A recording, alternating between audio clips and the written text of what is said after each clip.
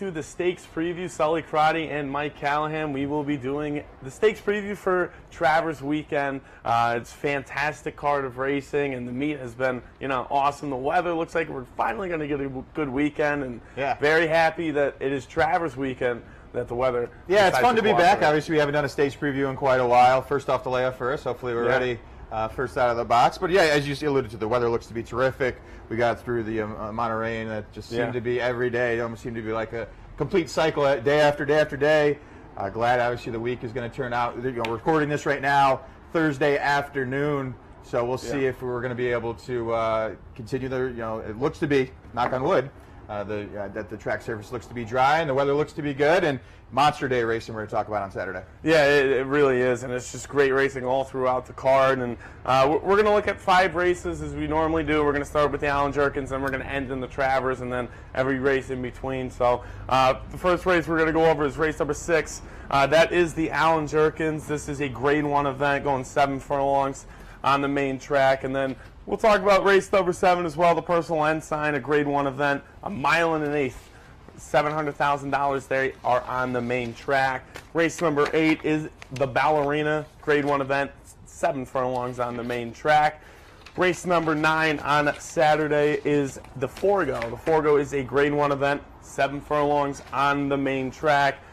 Race number 10, Saturday afternoon, it is the Sword Dancer, a mile and a half on the turf course, and the 3-turn turf races are always fun, and always you can get a good price home in those races. And then race 11 is the Travers, a mile and a quarter on the main track, a very, very nice Travers field. And we'll go back and kick it off with that Allen Jerkens, a Grade 1 event, as you talked about, 7 furlongs, a group of 3-year-olds in here.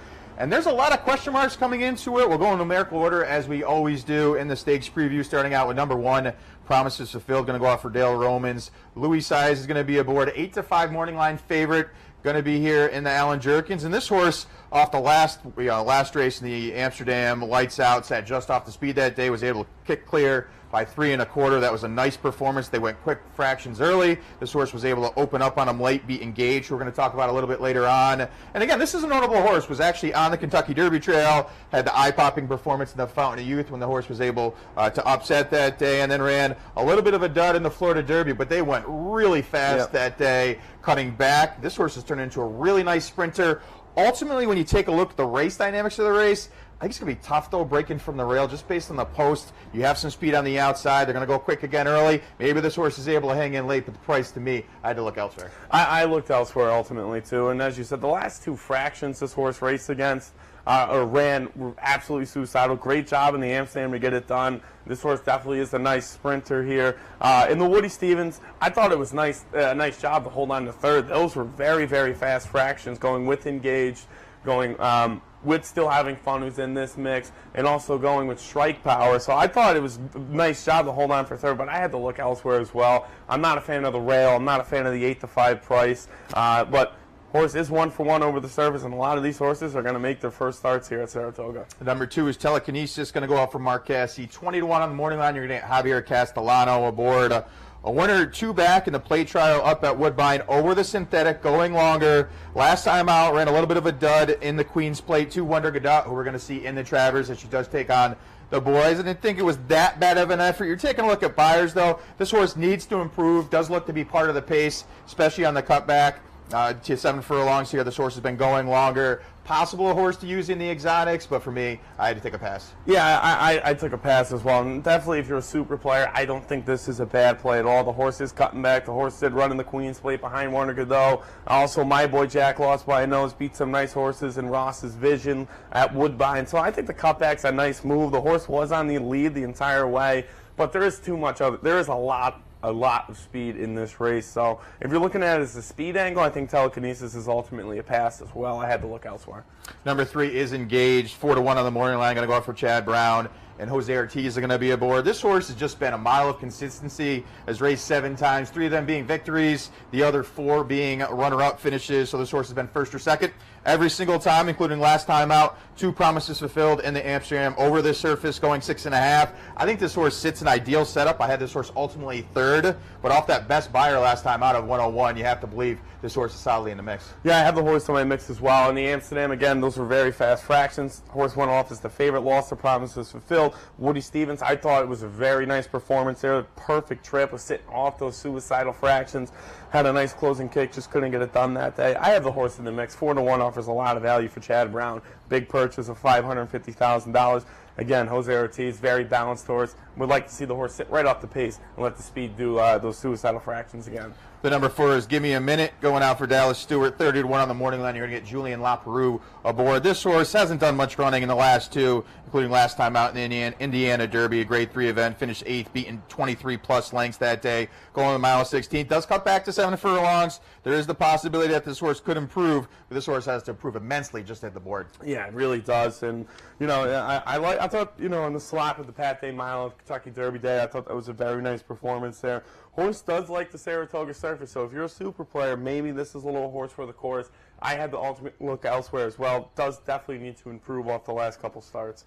Number 5 is 7 Trumpets, 15-1 on the morning line. You're going to get Dale Romans, and Robbie Alvarado is going to be aboard. This horse, 1-2 back in an optional claim at Churchill over a sloppy going last time out. Did run in the grade 3 Dwyer. Finished second to a runaway winner that day, Frenzy Fire, who we're going to talk about a little bit later on, and is solidly in the mix. But 7 Trumpet has a launch out at 15-1. I actually like the buyers have consistently improved. This horse is coming off a little bit of a freshening. You take a look at the workout pattern over the Saratoga surface, and this horse has been working lights out. Does look to get a nice setup in here. The pace does look to be pretty quick in this spot. And the cut back from a mile to 7 furlongs. I don't know. For some reason, that the horses that are solid in the mix and it look to be the horses that are going to get bet. You know, obviously the number 1 we talked about, Promises Fulfilled. Frenzy of Fire is going to take a lot of money in here. If for some reason those horses don't do well in this spot, sort of regress, 7 Trumpets is going to be a nice price, can absolutely improve. Yeah, definitely going to be a nice price here for West Point Thoroughbreds. You know, this horse is going to cut back from the mile 2 at the 7 furlongs. In that 1-turn mile at Belmont, a lot can happen. This horse actually bobbled to start last time in the Dwyer, and it was a really nice performance. I thought to get second there, had to really run out of its comfort zone just to get into the mix, and then it could kind of do its closing work. So 15-1, I think, offers a lot of value. And again, I'm excited to see how the horse does it to distance for the first time.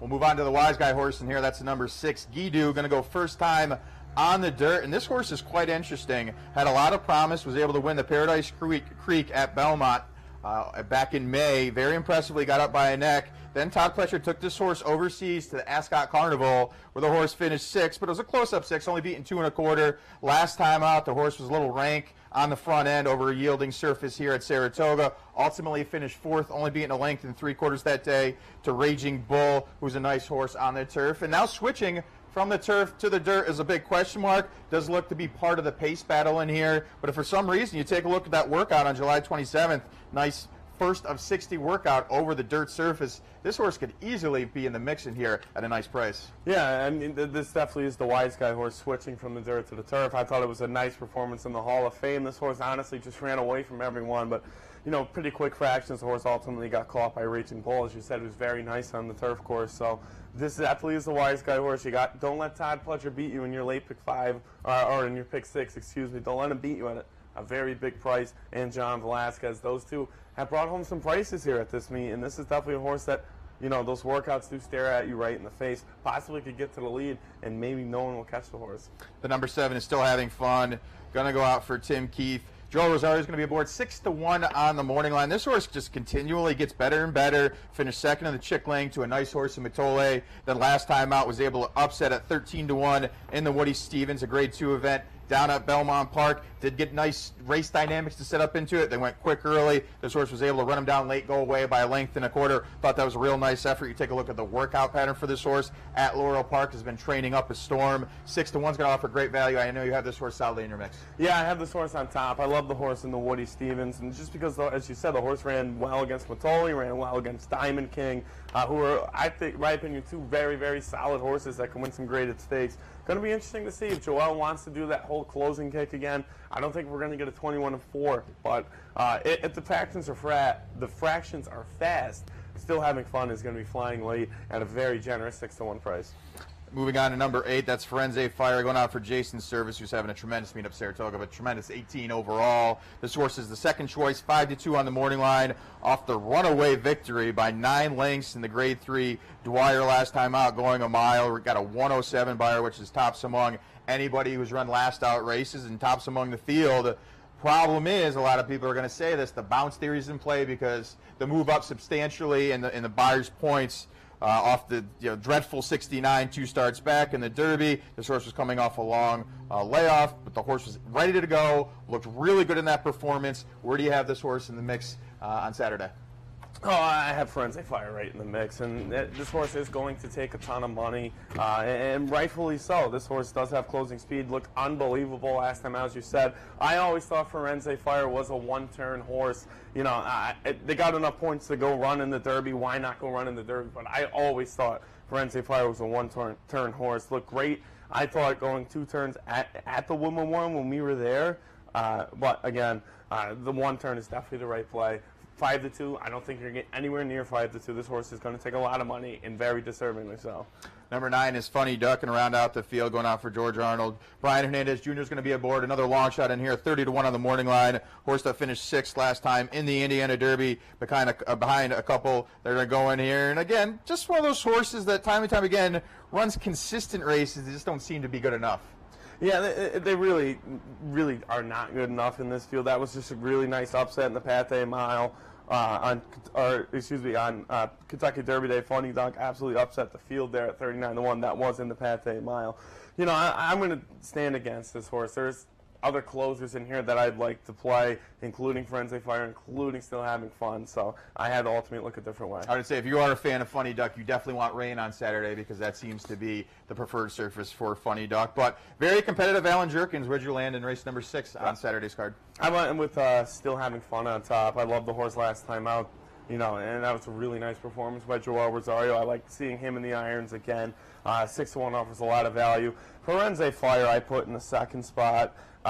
You know, just because of that performance last time out. Really, really nice performance. I put Firenze Fire in the second spot. And then I put Engage in the third spot. I'm going to try to beat Promises Fulfilled. That really is not an attractive number, 8-5. Engage at 4-1 I think offers a lot of value. Very nice performance last time in the Woody Stevens and in the Amsterdam last time out. Yeah, I'm going to put Firenze Fire on top. I think last time, like you said, turning back to the one-turn mile, I think 7 Ace is going to be right in this horse's wheelhouse. He's going to get a quick pace and fractions to kind of run into in this spot, and I think anywhere close to a repeat of that performance puts this horse solidly on top. Underneath, we'll go with a long shot, 7 Trumpets. As I said before, I think this horse is actually getting better. Did finish second last time to Firenze Fire, albeit it was by 9 lengths, but this horse has run some decent races. Again, if for some reason the pace is as quick as I think it's going to be, a lot of horses are gasping for air late. I think 7 Trumpets could definitely come and pick up the pieces at big odds. And then number 3, Engage, a horse that's been in the money 7 of 7 starts, including first and second, and all of those 7. So a horse that you just have to use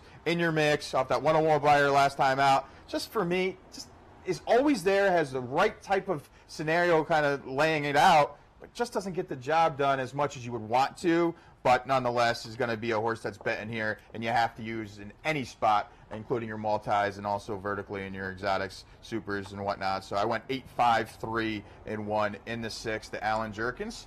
And we'll transition now to race number 7, which is the Grade 1 Personal Ensign. A lot of notable names in here. Short field is 6, but there's a lot of competition starting out with number 1, Abel Tasman, going out for Bob Baffert. 6-5, morning line favorite. On Saturday's card, Mike Smith's going to be aboard off the dominating performance in the Ogden's Phipps last time, winning by 7.5 lengths to Ivy Bell, who's going to be a horse that's going to be running on Saturday as well in a different spot. But ultimately, off that Hunter Buyer career best, this horse looks to sit an ideal trip. Any repeat of last time makes this horse really, really tough. Yeah, it's going to be tough to beat Abel Tasman. And, you know, I usually don't want a single to start out a late pick 5, but I might have to here with Abel Tasman. Money Mike's in town, China Horse Club owns. They are winning everything.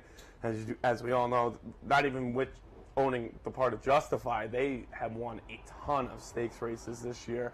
And, you know, Bob Baffert, Mike Smith, the horse ran great here last year in the CCA Oaks. This is a potential single for me. Honor number 2, that She Takes Heart, going to go off for Peter Walder. 50-1 on the morning line. This horse finished second last time in his stakes at Oaklawn. At Gulfstream Park, going 7 furlongs, now stretching out to a mile and an eighth. The race was an okay race, got a 78 buyer, but if you're taking a look at just buyers alone, this horse has to significantly improve just to hit the board. Yeah, it really does. And, I think the stretch out may help this horse. This horse does want to get to the lead and play a little catch me if you can, but definitely does need to improve off that last start and overall of the career. And as you said, the buyers alone just really do not fit in with this group. The number 3 is Furiously Kissed. 21 on the morning line. This horse finished 4th last time in the Delaware Handicap, a Grade 2 event, behind a late that day. Thought that was a decent performance. A horse that's hit the board in 10 of 19 starts, so you have to like that. Also has a victory over the Saratoga course. If you're taking a look at a long shot, probably the horse that I would use as a long shot based on the fact that some of these horses may actually attack each other early. Maybe Furious Kiss kind of comes running on and plotting home for a possible third in this spot. But for me, it's just too tough to put as far as win candidate. Yeah, I'm with you there. It's too tough for me to play in a win candidate. There is some other closers in here that I would prefer over this horse, including Elate, who we haven't talked about yet. So I think, it was a good effort last time out, but really does need to improve overall. The number 4 is Wildcat, and this is an interesting horse. Going to go out for Chad Brown. Johnny V is going to be aboard, 4-1 on the morning line. This horse finished second, had a lot of buzz in the Chuvy over the Saratoga dirt course, going a mile and eighth here. It was kind of grinding performance, finished second, beating a neck to Farrell, who we'll talk about next, and is going to be number 5 in here. I thought that was a really good performance. There was a lot of buzz going into the race. I think the horse didn't run the complete A race. Is 8 for 9 as far as wins go. It was one of those horses that's been running down in South America predominantly. Has actually won the Triple Crown Trail down in Chile as a filly, beating the boys. So you like to see that. I think there's a lot of promise. I think the horse just needed a race up here in North America to kind of get a race under the belt. Now faces the likes of 2 really nice horses in Abel Tasman and Elate. But I think Wildcat has a big shot to upset him in here. Yeah, I do too. I have Wildcat in the mix, and as you said last time out, I thought it was a very, very nice performance. Farrell was just a little bit better that day. Getting to North America, getting another race here at Saratoga, I think, as you said, potential upset at 4-1. Number 5 is Farrell, going to go out for Wayne Catalano. Channing Hill's going to be aboard. Last time out, did beat Wildcat by a neck in front-running style in the Chuvy up here at Saratoga. Again, this horse is going to be the speed of speed in here, is going to have to hold off an attack of a couple in here, and then hold off the likes of Elate coming home late. I just think race dynamics-wise, got everything his own, or her own way last time out in the Chuvy when no one really pressed the pace that day. I think it's going to be a different factor here, and I couldn't use this horse in the mix. Yeah, I could see why you would say that. I do have the horse in my mix, but I think if this horse gets to the lead, I thought it was a very, very gutsy performance last time out. And, Wildcat was flying late. And that was an okay field with Verstale in the Chuvy. So I like Wayne Catalano. I like betting him in these spots. I like betting him in allowance races, and I like betting him in these spots, especially with speed horses. Yeah, you get Channing Hill to come back to ride this horse. 1-for-1 here at the spot, 2-for-3 in the money at the distance. 6-1 does offer some value. Right on out the field, that's number 6, Elite, going to go out for Bill Mott. Jose Ortiz is going to be aboard. The second choice at 7-5 in here. Horse that needs no introduction, obviously, was very impressive last year in the Alabama. Dominating performance, getting a 98 buyer. This horse ended the 2017 campaign with a 4th-place finish in the Breeders' Cup Distaff. Didn't think it was that bad of an effort as well. Then was coming off of a long layoff, reappeared at Delaware, got the job done by 3 1/4. I thought that was a decent performance, just needed a race to start the 2018 campaign. Now second off the layoff, I think is much more fit in here. Have to use in this spot. Yeah, you definitely have to use a late in this mix. And as you said, off that layoff, I thought it was a very nice performance. That was a very nice spot. Bill Mott put the horse in. Jose Ortiz in the irons. You got to like that. And that's one of those closers in here that I think you could use in your mix. Furiously Kiss is going to close, but Elate, there is some speed in here. Elate, it's probably going to go off as the favorite, if not Abel Tasman will. So it's going to be the second choice. Short odds, but will be flying late. Short field of 6, but there's a lot of notable names. Where'd you go? I went 1-5-6. I went with Abel Tasman on top. The horse is just unbelievable. Looked unbelievable last time out. Money Mike's in town. 1-for-1 here at Saratoga. Looked great last time out, as we keep saying. That win by 7.5 against a very good field last time out at Belmont Park. just stares at you right in the face.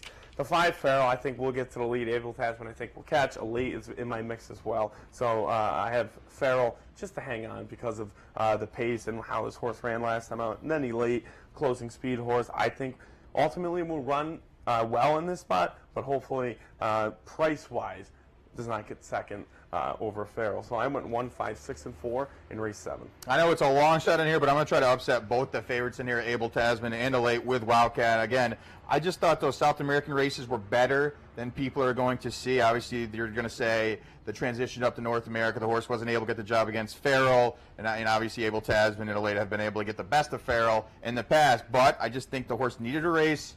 In North America, going out for Chad Brown, I think this horse is going to be much more fit, has recency over these horses who are coming off of races that were a little bit longer ago. So maybe we could see Wildcat upset in here and get the job done underneath Able Tasman. She runs back to that race last time out. It's probably over. And then Elite is going to be the horse to fear coming home late because you know that Wildcat's going to be pressing Farrell, and there's the potential that Able Tasman kind of collars both of them at the top of the stretch, but you have Elite kind of sitting back there just waiting and ready to pound. So it's going to be an interesting race, especially in these short horse fields where you don't really know.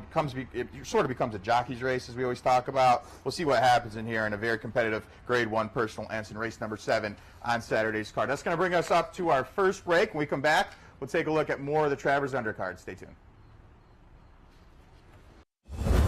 As an owner, I love the Breeders' Cup Win in Your In series. To win one of these challenge series is a way that we kind of map out our schedule throughout the year with our horses. If you win one of the challenge races, you have a very good horse.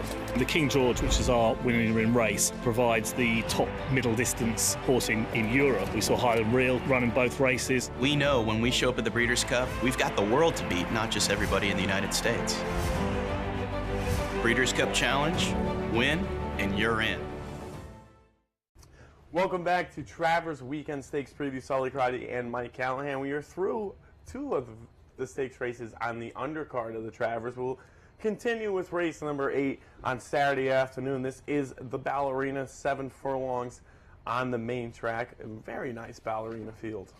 Number 1 is Ticalina, is going to go out for Michael Matz. Manny Franco's going to be aboard. 20-1 on the morning line for this horse. Blinker's going to go on, so note that if you're a fan of Ticalina, who finished 4th in back-to-back races at Delaware and Laurel Park. Take a look at the last victory. It was actually at Charlestown, and the Charlestown Oaks, a Grade 3 event back in September of 2017. So the horse hasn't run and won in a while, but a horse that likes to hit the board from time to time.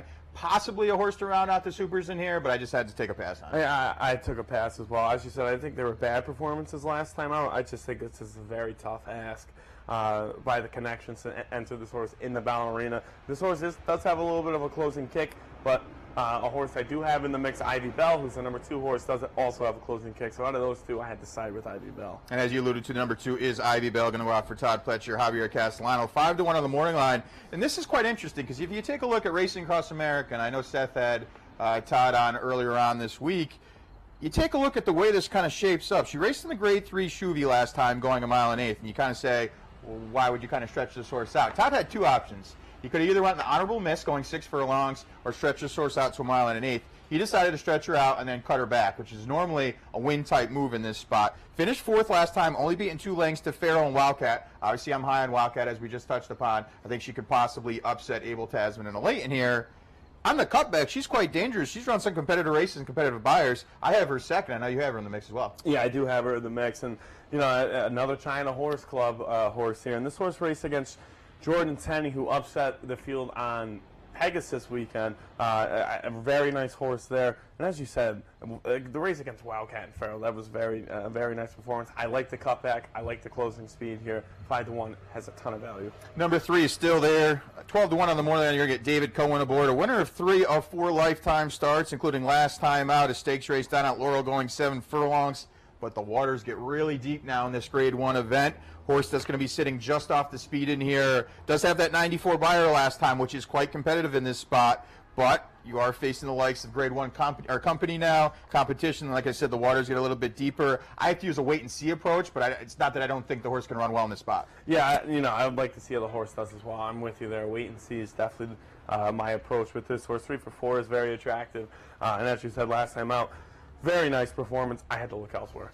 Number 4 is Kieran, going to go out for Graham Motion, 15-1 on the morning line. You're going to get Jose Ortiz aboard. Finished second last time in the shine again to Your Love, going 7 furlongs here at Saratoga. So you like the horse, you like the fact that the horse got a race over the course, has recency, and actually did well in that race, finishing second. I thought it was a decent performance. Got an 86 buyer, but if you're just taking a look at the last 3 races, the horse hasn't improved buyers-wise, and for me, there may be upside in some others in here, and that's ultimately why I had to take a pass. Yeah, I ultimately took a pass as well. Even though Graham Motion is very, very sneaky on these big cards, he always finds a way to get a winner, and I do have one of his horses as a winner later on, but I had to take a pass as well. I don't really know where this horse is going to sit. I thought the last 2 starts were very, very impressive, but again, going up to Grade 1 company, a little bit of a tough ask. Number 5 is Finley's Lucky Charm, 3-1 on the morning line. Brett Calhoun and Brian Hernandez Jr. winner last time in the Grade 2 honorable miss. I thought it was a dominating performance, winning by 2 1/4 in a short 5-horse field. Nonetheless, though, that was going 6 furlongs, just stretch out to 7. But this horse has 2 victories in 5 lifetime starts at the distance. For a race that's going 7 furlongs, you expect a lot more speed to be in here.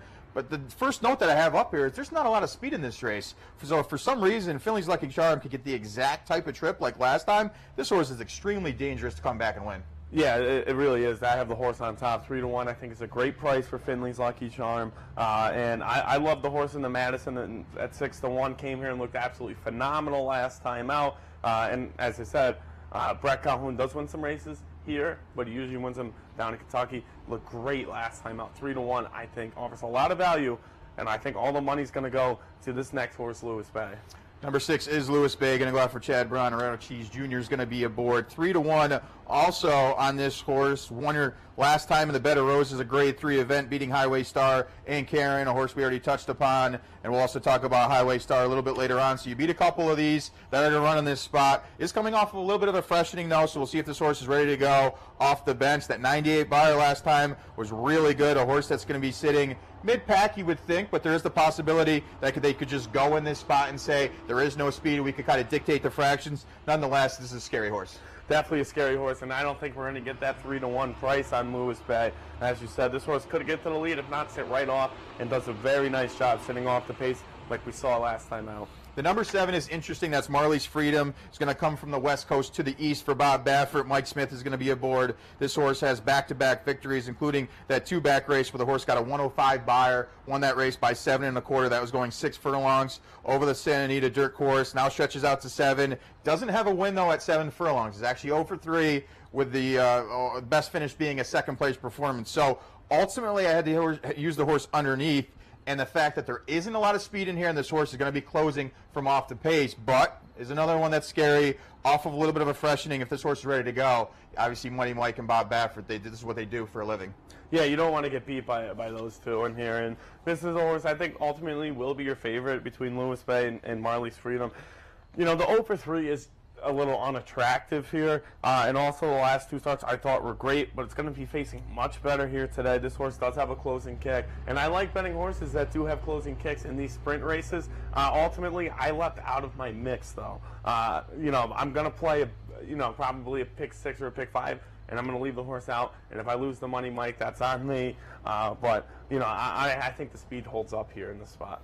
Number 8 is Union Strike, going to go out for Steve Asmussen. Ricardo Santana Jr. is going to be aboard. 15-1 on the morning line. This horse finished 3rd last time out in a Grade 3 event at Arlington Park over the synthetic. You take a look at the dirt races, and the best race was probably that second-place finish in the 8 Bells over a sloppy course that day at Churchill Downs. Got a decent 88 buyer, but if you're just taking a look at the overall body of work, this horse needs to improve, and I think the 15-1 price kind of tells you that. Yeah, this horse does need to improve. Last time out, as you said, I didn't think it was a bad performance.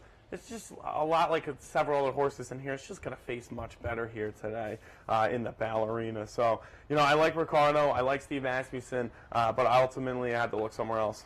Number 9 is Highway Star to round out the field. 10-1 on the morning line. Luis Size is going to be aboard. Finished 2nd last time to Lewis Bay in that Bed of Roses, the Grade 3 event, going 7 furlongs down at Belmont. The horse has just been a model of consistency. 8 wins and 19 starts, including 15 for 19 in the money. So if you're taking a look at a horse that potentially could round out tries or supers at a decent price, I think Highway Star is potentially the way that you want to go in here. Horse that's going to need a little bit of pace, though, is going to be sitting about mid-pack, has a nice little kick, but most of the time doesn't get the job done, especially in the most recent races.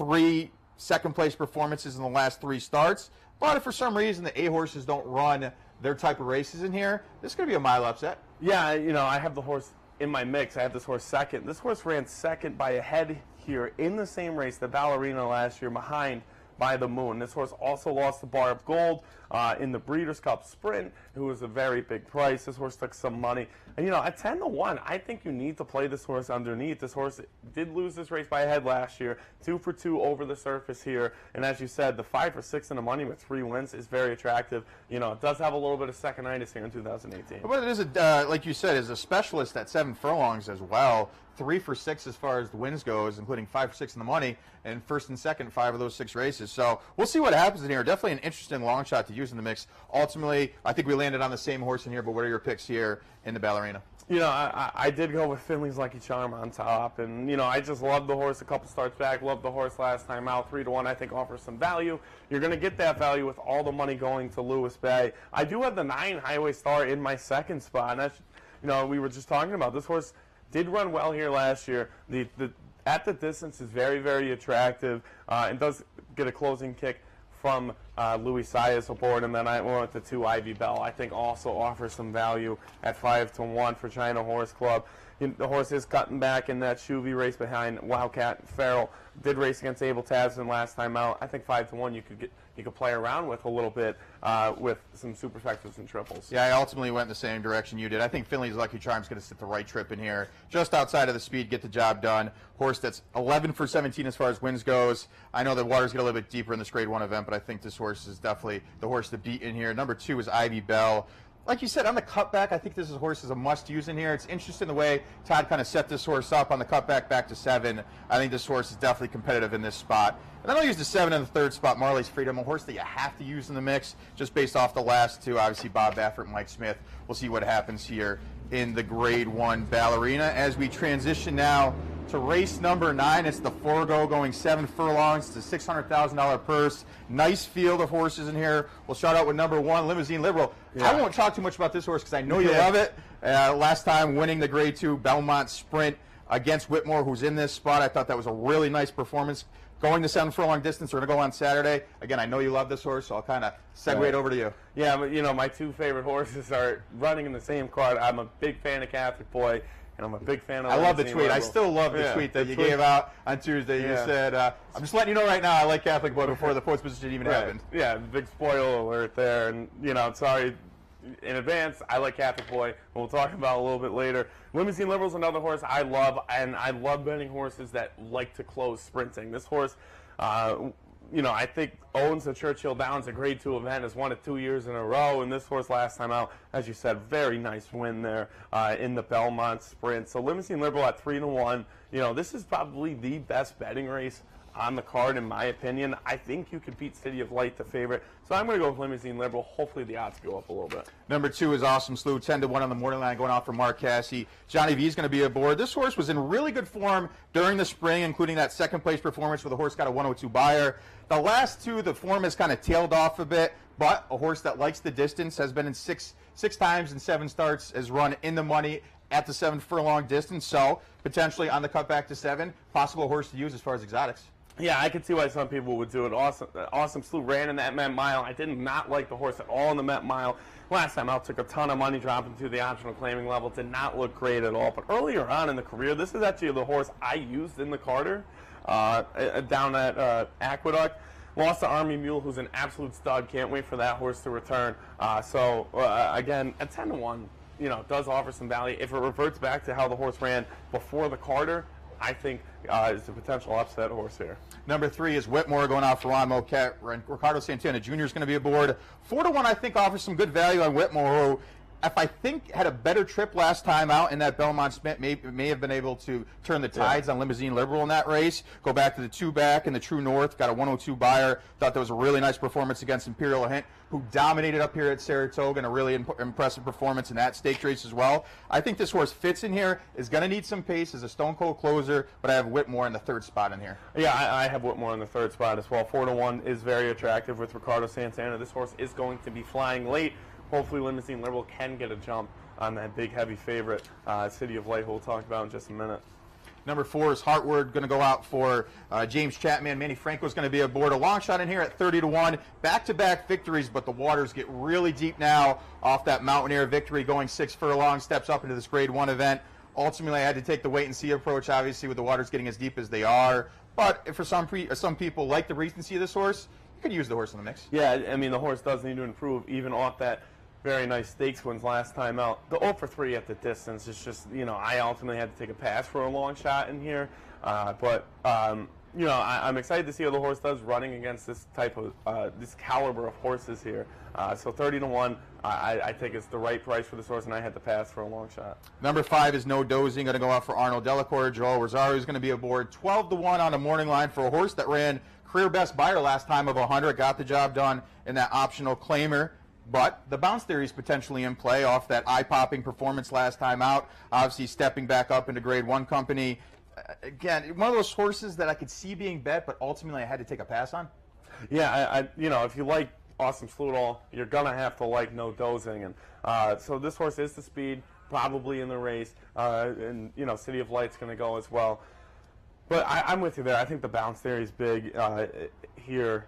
This horse did run here at Saratoga in the Alan Jerkins last year. Came in 6th behind Takafel and Practical Joke. But 12-1, I think is a fair price. If you think the speed will hold on, I think No Dozing is your horse. Number 6 is CZ Rock. It's going to go out for Al Star, and you're going to get Shad and Bridgebehan aboard. 9-2 on the morning line, I think offers a ton of value on a horse that's really done nothing wrong in the career, winning 4 of 6 lifetime starts, including last time out, going 7 in that stakes race down at Churchill Downs. Got an ideal setup, got a career best 103 buyer. The question is, can the horse repeat the performance against Grade 1 competition? We'll see, but I think there's a lot of upside with CZ Rocket. Yeah, I think CZ Rocket could have won that race last time out by 11 lengths. But that $800,000 purchase tears at you right in the face. This horse has done nothing wrong, as you said, throughout the career. So I think if it runs like it did last time out, 9-2, Sean Bridgman, there is a ton of value for this closing speed horse. Number 7 is Warriors Club, who's 10-1 on the morning line. Going to go out for D. Wayne Lucas. Lee Sy is going to be aboard, a horse that loves the distance. 2 wins, including 7 for 8 in the money at the distance last time out. Did finish 2nd, beaten 3 3/4 to Imperial Hint, but Imperial Hint's been in such good form that you have to say that's actually a pretty respectable performance. Got a 100 buyer that day. He's actually the 2nd best buyer of the career. You're just taking a look at it. One of those horses that you say is absolutely a horse to use in the tries and supers, but for me as a win candidate, 5 for 26 lifetime, I had to take a pass as far as a win candidate. Yeah, win candidate, I did not use the horse, but I have the horse in my mix. I have the horse in the 4th spot. 10-1 does offer some value. Probably the most balanced horse on paper behind City of Light. This horse can come off the pace. This horse can get the lead. This horse can have a closing kick as well without being on the pace. Very nice workouts here at Saratoga. 3 for 3 in the money. 6 for 8 in the money in 2018. Underneath, I think it's a solid play. Number 8 is your morning line favorite. That's City of Light, going out from Mike McCarthy. Rod Ortiz Jr. is going to be aboard. 9-5 on the morning line. This horse is shipping from the west to the east off of some really nice performances. 100-plus buyers in the last 4, including that 2-back victory in the Grade 2 Oaklawn Handicap. I thought that was a really nice performance. Beat Accelerate, who came back to win the Pacific Classic in dominating fashion. So you're just taking a look at who have you faced there. City of Light is a deserved favorite in here. The workout pattern has been tremendous. It's going to be tough to beat this horse if it's on his A game. Yeah, it definitely is going to be tough to beat this horse, especially you get a Rod Ortiz in the irons. The horse can be on the A game, going to be tough to beat. Closing speed, can get to the lead, the works. That's all. First thing I wrote on the page about this horse, just unbelievable workouts. This horse brings the A game. It's going to be tough to beat. Very competitive 4-girl Grade 1 event. What are your thoughts here in the 9th? Yeah, I'm going to stay with my boy Limousine Liberal here with a little bit of an upset. I got Limousine Liberal, Jose You have Ortiz. to stick with your horses, especially since you have love them to. time and time again. So, and you have to. I had to stay with Limousine Liberal. A little bit of a closing kick. I'm going to try to beat the 8-5 favorite. 3-1. I hope will go up with a little bit of the money. Hopefully going to go to Whitmore. I do have City of Light in the 2nd spot. If this horse runs anything like it did last time out, is an easy winner in this field. And then the 3 Whitmore I do have in the 3rd spot. I thought ran a great performance behind Limousine Liberal last time out. It does offer some value at 4-1 on the morning line. yeah, I'm going to try to use CZ Rocket. Like you said, it's going to be tough to beat City of Light, but if there's the possibility that City of Light just doesn't like the Saratoga surface, or for some reason doesn't ship over as well as he does look on paper, we'll see what happens in here. But CZ Rocket off that performance last time out, getting a 103 buyer, which would be absolutely competitive to City of Light. I think a horse that sits a nice trip about mid-pack in here, maybe get the jump on a couple of these horses, and maybe able to collar City of Light, gets into a little bit of a pace battle, but nonetheless, decent value right now at 9-2 on the morning line. Underneath, number 8, City of Light, as we talked about. Deserved favorite in this spot. I think it's going to be a really short price, probably somewhere around 6-5, if I believe is going to happen in here. And then number 3, Whitmore, I think may be able to turn the tides on your top choice in here, Limousine Liberal. I think they're one and the same ultimately, but they're both very nice horses. We'll see what type of trips they work out in here, but I think both of those horses I have in the 3rd and 4th spot. They could absolutely do some damage here in the Grade 1 Forego. As that brings us to our second break on the stakes preview, Travers edition. When we come back, let's take a look at the 2 big ones, the Sword Dancer and the Travers.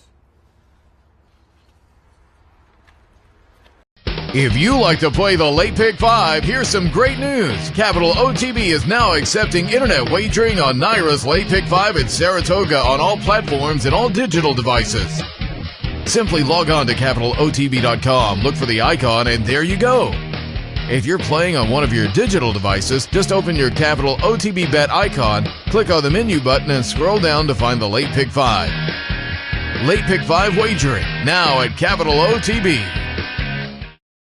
Welcome back to the stakes preview, Travers edition, as we're going over the undercard and obviously the big one. We went through 4 of the 6 we're going to talk about. We're up to the final 2, the 2 big grade ones, as you talk about. I mean, they're all big on Saturday's card, but we'll take a look at the Sword Dancer, and we'll take a look at the Travers as well. We'll start out with the Sword Dancer, a Grade 1 event. They're going to go 1.5 miles on the inner turf, a nice field in here. Start out with number 1, that's Glorious Empire, going out for James Lawrence. 10-1 on the morning line. Julian LaPerouse is going to be aboard. Winner last time in the Grade 2 Bowling Green. Was able to upset him that day. Set the pace. No one really went with this horse, and just was able to hang on late. And a dead heat with Channel Maker that day. Was 22-1. I don't think you're going to get the same type of race dynamic. I think a lot of people kind of overlook this horse as far as the speedster in here, but they're not going to overlook this horse now, and I think it's just going to be too tough to use in the win, place, show category. So yeah, absolutely. High Happy's going to run with the pace here. They just let this horse run out, do whatever it wants. I do have the horse in the 4th spot, because speed has been holding up on the grass all meet, especially on these route races. Speed has been holding up, so I have the horse ultimately in the 4th spot, but I think it's pretty beatable here. Number 2 is Spring Quality, going out for Grand Motion. Edgar Prado is going to be aboard. 4-1 on this horse, who was an upset winner last time in the Grade 1 Manhattan. Kind of timed it up perfectly to beat High Happy and Sadler's Joy that day. Won that race by a neck. I thought that was a very good performance. A horse that was sort of knocking on the door in the last couple. A repeat of that performance would make this horse really tough, just off a little bit of a freshening. He may need one. Yeah, I do have this horse on top. This was my top pick in the Manhattan as well, because I'm such a big fan of Robert Bruce. This horse lost to Robert Bruce by 3/4 of a length. Robert Bruce looked unbelievable on Arlington Million Day, winning a race for Chad Brown. So this was the Grand Motion horse I was talking about earlier. It's Spring Quality. I like Edgar Prado. I like how he's in town. 4-1 offers a lot of value. And as Mike said, if this horse runs like it did in the Manhattan, it should win this race at a very nice. My question to you would be, and you're just taking a look at where this horse is positioned early. You take a look at the last one, this horse was completely out of it, stormed home late. Or you take a look at the 2-3 back races where the horse was actually on the pace. What type of scenario do you think you would get as far as where this horse is going to be early? If the horse wants to go to the pace, there's not too much other pace in here. You do have a little bit left in the tank to get home. But if not, you want to run like you did in the Manhattan, I also think that is the correct approach. Run them down late. Let Sadler's Joy and High Happy do all the dirty work, and you run them down late. The horse was 9 wide last time out, and looked unbelievable. So if you want to let them do the dirty work, just don't let them get too much of a closing kick in front of you. So I think Edgar will fit out a perfect trip. I like how the horse is inside now. You just need a little bit decent of a break, so you're not from the 13. We'll have them to move in before the first turn. The number 3 is Fantastic, going out for Chad Brown. Jose Ortiz is going to be aboard. 9-2 on the morning line for this horse. Has won back-to-back victories, including an optional claimer 2-back in the United Nations Grade 1 victory at 23-1 last time, holding off the field, getting the job done by a half a length against Money Multiplier and Bigger Pitcher, who's going to be in this race. We'll talk about a little bit later on. But this, to me, is the scary horse on the lead in here. For some reason, this horse can dictate moderate fractions. Going to be a handful to kind of come in past late. Yeah, it looked great last time at Monmouth Park in that Grade 1 event. So this horse could get loose on the lead for Chad Brown, who's, he's always dangerous on the grass. This with Jose Ortiz, nonetheless, a very dangerous horse here. And if you're playing a pick 5 and a pick 6, you need to go deep in the Sword Dancer. The number 4 is High Happy. Todd Pletcher, Johnny V, 6-1 to me is a little bit high of a price. I hope we get it because I have the horse on top, but was in such good form, including that win 3 starts back in the Grade 1 Man of War where the horse beat Salvage Joy, and One Go Algo has done a lot of good things on the turf as well. Take a look at the last race, though. Set an ideal trip trying to track down Glorious Empire and did no running whatsoever that day as a horse that was favorite in the Grade 2 Bowling Green. That was over a soft going. For me, that's what I'm going to use as this horse's get out of jail free card type of deal. I'm going to come back with this horse. I think we're going to get a real generous price. I think this horse wants firm going. We're going to get that on Saturday. And if for some reason he runs back to any of those 4 or 5 back races, this horse is going to be a handful to hold off. Yeah, definitely is going to be a handful, and I have High Happy in the mix as well. But again, the 2 for 2 at the distance is very, very nice to see. And as you said, I'm excited to see how this horse does on a firm turf course. Number 5 is Highland Sky, a horse that finished 5th last time in the Bowling Green. Behind a bunch in here. That was over soft going, as I alluded to. You go back to the 2-back race. Over firm going the mile and 3/8. Was able to get the job done from off the pace that day in that optional claimer. Horse to possibly use in the exotics and supers. Ultimately, I took a pass on, but I'm going to be shocked to see this horse take some money. Yeah, I think this horse can take some money here and will take some money for Barkley Tag. Manny Franco up, phenomenal meet for Manny. I think he's going to have a few upset winners here on this card, and this could be one of them. This horse has some really nice works for a closer. You get bullet workouts for a closing horse. That is very nice to see. The number 6 is Bigger Picture going off from Mike Maker. Rod Ortiz Jr. is going to be aboard.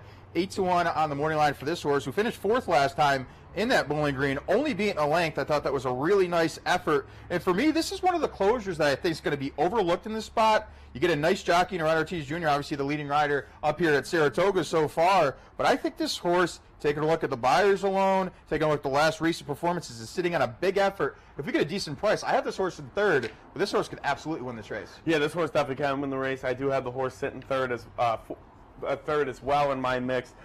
This horse does have closing speed, as you said last time out. This is another horse that needs a firm turf course. We saw that at Monmouth Park with that 100 buyer and lost to Funtastic, who's in this field as well. So again, 6-1 firm turf course, a lot to like at 8-1. Number 7 is Channel Maker Billy Mott, Joe Rosario, 5-1 on the morning line. This horse was a dead heat winner in the Grade 2 Bowling Green, as we alluded to earlier on. Thought that was a decent effort. Got a 102 buyer, which is actually a career best. But for me, the bounce theory sort of in play in here. I thought everything was in this horse's favor last time out. I don't think you get the same type of setup. I think this horse is heavily bet off that Grade 2 victory, and for me, I'm going to use a horse that's try to beatable in my eyes. Yeah, I can see why some people are trying to beat it. I have the horse in my mix, but I'm going to try to beat the horse. In the Manhattan, there was about 9 or 10 of them at the wire. This horse came in 8th by a length. I thought that was a very nice performance. Perfect trip last time out. Perfect trip in the Manhattan. 5-1. I don't think we're going to get it because of that performance last time out. Number 8 is interesting. That's Seahenge going out for Aiden O'Brien. 30-1 on the morning line. Wayne Lorden is going to come over to ride this horse. Finished 5th last time in the Dwyer over dirt course here down at Belmont Park, obviously, where Frenzy Fire put in a dominating performance. A horse that's predominantly run on synthetic, but you take a look at those couple turf races overseas in Great Britain at Doncaster, ran some decent races, including that victory in the Group 2 race back in September of 2017. So I think getting back onto the turf course isn't that big of a reason to play against the horse in here. The blickers are going to go off. They're using a lot of different angles to kind of revive this horse in this spot. And for me, I think this is a horse to use if you're a super player. I'm not a super player, but if you are, I think Seahenge is a horse to use as far as 3rd or 4th. Yeah, I think for a super player, this is absolutely a horse to use. A $750,000 purchase, Aiden O'Brien trained, so there's a lot to like here. But Aiden O'Brien in North America has struggled to find the winner's circle, but his horses do usually run well. So this horse, I thought, 2-back in the Pate Mile, was able to give a pass. Last time out. Excited to see how the horse does on a firm turf course. Number 9, revved up, going off for Jorge Abreu. Junior Alvarado is going to be aboard. 15-1 on the morning line. Last time out, finished 2nd by a half a length in the Grade 3 Arlington Handicap to Divisadero. Came back and ran some pretty decent performances of recent. A horse that's a horse for the course. Has run here 3 times over the Saratoga turf course. 2 victories, so if you're looking for that horse for course angle, I think Revved Up may actually be your horse in here. 15-1 offers some really good value. I didn't use, but another one that I could see you could use it. Yeah, I didn't use either, and I could see why some people would use it. Lost to a very nice horse in Divisadero last time out by half a length in Arlington Park. The 2 wins here at Saratoga do stare at you right in the face. So 15-1 Jorge Abreu. There's a lot of closing speed. Let's see if Junior can work out a trip. Rounding out the field is number 10, Sailor's Joy, Tom Albatrani, Javier Castellano, 7-2 on the morning line. This horse finished third, was coming late, really, really good closing kick. Finished third, beating a half length, 2 Channel Maker and Glorious Empire last time. I think just ran out of room. Now gets to stretch out to the 1.5 miles. Defending champion last year, was the winner of the Grade 1 Sword Dancer. I think this horse is sitting on a big effort. I have the horse in second. Yeah, I have the horse in my mix as well. But, you know, as you said, the stretch out is definitely what this horse needs. This horse just ran out of room last time out. 7-2 does offer a little bit of value. This is a very nice betting race here, the Sword Dancer. Thoughts in the Grade 1 Sword Dancer, race number 10 on Saturday's card? You know, I'm just being very biased to what I picked on that big Belmont Stakes card. I went with Spring Quality on top. I think if it repeats that performance last time out, it can win this race. You know, just let everyone else do the dirty work and you'll be flying late. That's what I think will happen. Channel Maker, I think the stretch out will help. Would have caught that horse last time out, just like Sadler's Joy. And then the 6 I have in the third spot, Bigger Picture, I think is a very interesting horse. Another horse I think will appreciate the stretch out with Rod Ortiz up for Mike Maker. You know, and as I said, the Bowling Green, this 1.5 mile race, I think is exactly what this horse needs at 8-1. Yeah, I put High Happy on top. I think it'd be a steal of a century if we could get 6-1 on this horse, who's done nothing wrong except for last race. And you could say the soft turf was the reasoning why the horse wasn't able to handle the Saratoga turf course. You could also say the fact that maybe the horse just didn't handle the Saratoga turf course at all. We'll see on Saturday what actually happens in here. But I think at the value you're going to get on High Happy, I have the horse on top and could absolutely rebound off that lackluster performance last time out. I use Sadler's Joy in the second spot, defending champion. I think the stretch out, like you said, is going to help this horse. Ran a nice race last time. Third, only being a half length. I'll use him in the second spot. And then number 6, Bigger Picture. I think it's going to get lost in the shuffling here. Another one that likes the Saratoga turf course. Been in the money 3 of 5 starts, including a nice victory. Last time out was a close-up 4th, only beating a length in that Bowling Green. I think offers a lot of value as well. It's a very competitive race. I wouldn't be sold on a 5-2 price on anybody in this spot. So we'll see what happens here in the Grade 1 Sword Dancer. And we'll move on now to the big one. It's the Grade 1 Travers. A lot to talk about. This is shaped up to be a really nice field. Yep. We weren't sure what it was going to be like about 2 months ago, but all the different angles that we're going to talk about in here. We'll talk about the Grade 1 Travers now. Nice field of 11 horses as they drew post positions on Tuesday. Starting out with number 1 in numerical order with number 1, Trigger Warning. Going to go out for Michael Roan. Finished second, beaten ahead to Axelrod last time in the Grade 3 Indiana Derby. I thought that was an okay performance, got a 94 buyer. Now steps up into some serious waters. Grade 1 competition, stretching out to the 1.25 miles. I think those are question marks where you just have to say, I'll just use a wait-and-see approach. Yeah, you know, I'm with you there, a wait-and-see approach. I like the breeding from Windstar Farm, but again, I just think they're going to try to steal the race and play Catch Me If You Can. Mendelssohn's also going to play that game. On to number 2, Wonder Godot, going out for Mark Cassidy, Rod Ortiz Jr. 5-1 on the morning line, and she's drawn all the attention. She is the filly facing the boys, trying to break the 103-year-long filly beating the boys in the Travers deal, and we'll see if that's able to happen on Saturday. 5-1 is one of those situations where you don't really know. I think she's going to attract a lot of money. Obviously, filly facing the boys, so I think there's going to be a lot of money on her just rooting to see if she can actually get it done. But she's a horse that I think, as far as handicapping purposes, people are going to take a stand against. They're going to say she just can't do it. Off those victories, 2 back in the Queen's Plate, very impressive, dominating performance by 4 3/4. Last time out, the Prince of Wales faced a soft group up at Fort Erie over a sloppy racetrack by 5 3/4. The horse was able to get the job done. Now stepping up against Grade 1 company. I know Mark Cassie's always been high on her. I actually have her in my mix. I think she's better than people actually think she is. Tough to put on top. What are your thoughts on her, especially since a lot of people are kind of saying she may not be able to get the job done? Yeah, I have her in my mix as well. I think she's the real deal, and we talk about her, I feel like, every week on the stakes preview when we do this. She's one of those horses where she needs room to run. She does not like being boxed up. She likes to stretch her legs. And the whole thing with her is she's not won in America yet. She's fantastic up in Canada. She's fantastic everywhere else in the world, but she has not won in America. She's lost by a nose, a head, half a length, a neck.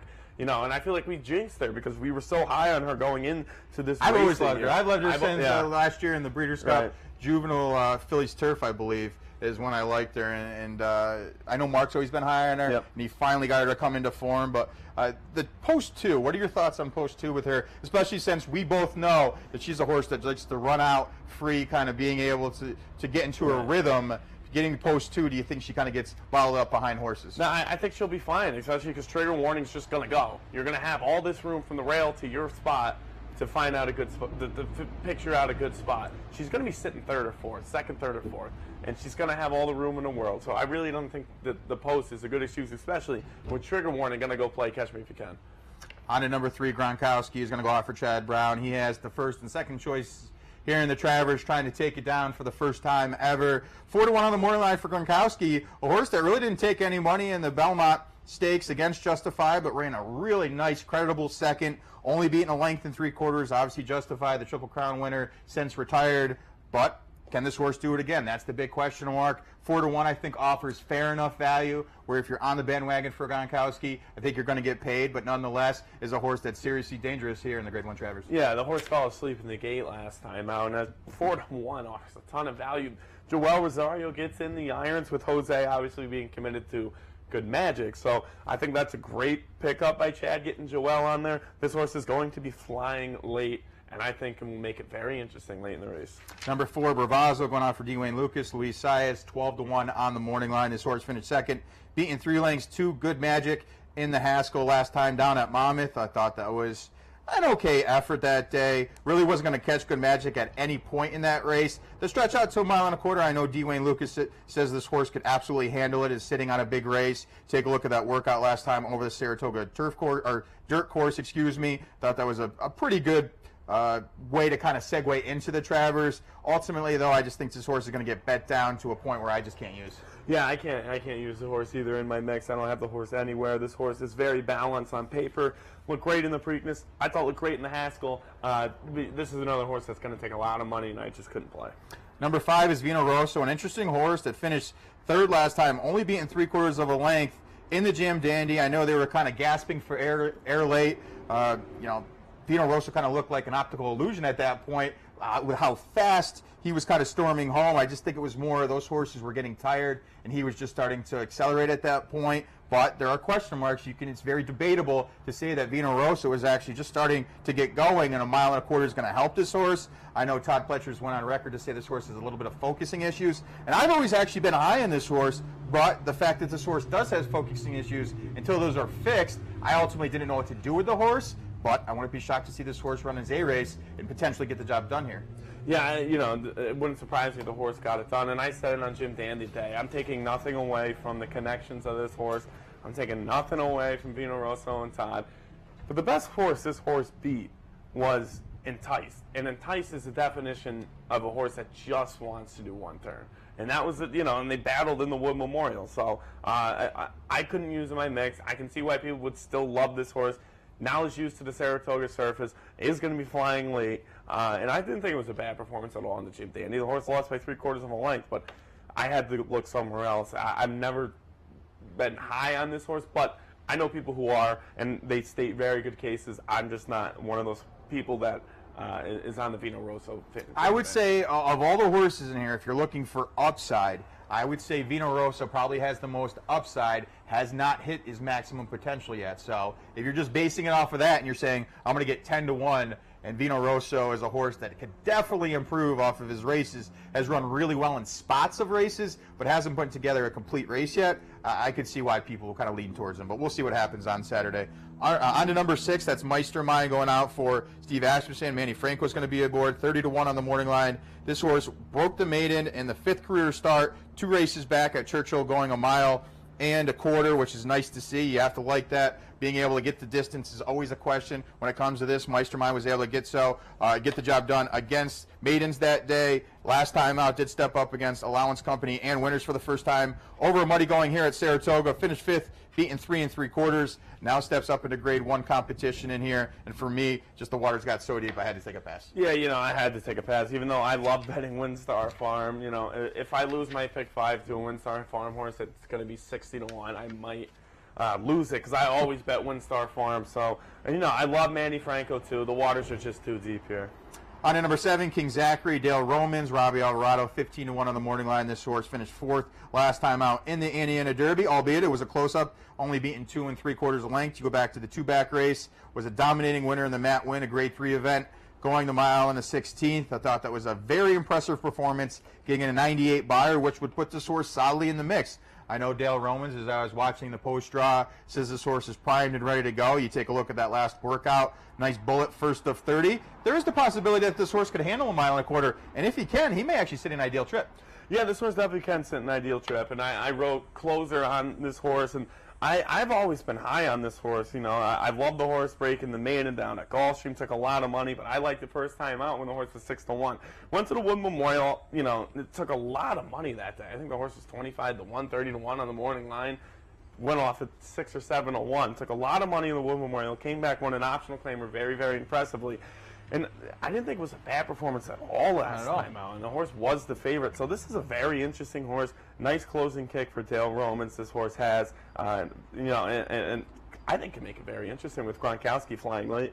Number 8 is Mendelssohn, and he's probably going to be one of those wise guy horses, just like he was in the Kentucky Derby. Aidan O'Brien, Ryan Moore, 12-1, and really hasn't done much coming over to North America of recent. Obviously came over and won the Breeders' Cup Juvenile Turf last year at Del Mar, getting the job done. But of recent, didn't do much running over a sloppy surface in the Kentucky Derby, and then kind of disappointed as the favorite in the Dwyer when Firenze Fire just ran a hole in the wind. Now you're going to get back to a 1.25 miles. You're coming up here to Saratoga. We'll see what happens in here. This is going to be interesting to me to see what that morning line turns into. 12-1 right now, but this is a horse that could easily go off at 6-1 or could easily go off at 20-1 if everybody just opposes him. I have him 4th, but we will see if he's able to kind of get the 1.25 miles. He was able to do so impressively, get a 1 mile and 3/16 in the UAE Derby, crushing that field by 18.5 lengths. What kind of trip do you see happening? I think he sits off of Trigger Warning, and potentially, if for some reason he's on his A game, he's going to be around. He definitely is going to be around. Aidan O'Brien, Ryan Moore, you know, that is definitely the connection of the connections in this game. This horse was bought for $3 million, and they're just, you know, trying to chip away at it. Has about $2 million in the earnings. So I agree with you. I think Mendelssohn's going to be sitting right off the pace. I don't think can win, but it's going to get a closing jump on Good Magic, on Warner Godot, on Gronkowski, on King Zachary. So it could make it very interesting late in that stretch run. Number 9 is your morning line favorite, going on for Chad Brown. That's Good Magic. 2-1 on the morning line. Jose Ortiz is going to be back aboard, been aboard for all but one of the career starts for Good Magic. And this horse, very impressive last time in the Haskell. I've actually always been against this horse until the Preakness, when he actually, to me, ran an eye-popping performance when he went toe-to-toe practically the entire way against Justify, and then ended up kind of getting tired late but was only beaten a length. I thought that was an excellent performance. Then validated it last time in the Haskell, dominating fashion by 3 lengths over Bravazzo and Lone Sailor. I think he's going to get a really nice setup in here. Deserved favorite in this spot, but I think a lot of people potentially, just based on odds alone, are just going to say, we'll try to beat Good Magic. Yeah, I'm one of those people that's going to try to beat Good Magic. Like you, I've never been high on the horse. You know, in that race at Keeneland, Flameboy did all the dirty work there, and Good Magic just had to run away. And last time out in the Haskell, that was a very, very impressive performance.